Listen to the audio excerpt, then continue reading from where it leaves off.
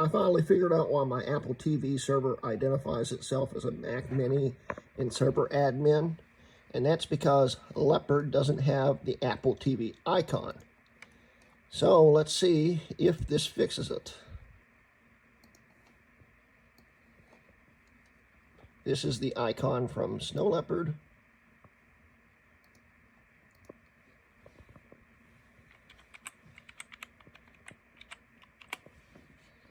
Let's see what happens.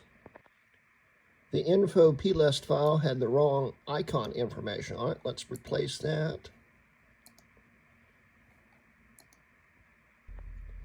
After a restart, we have a winner.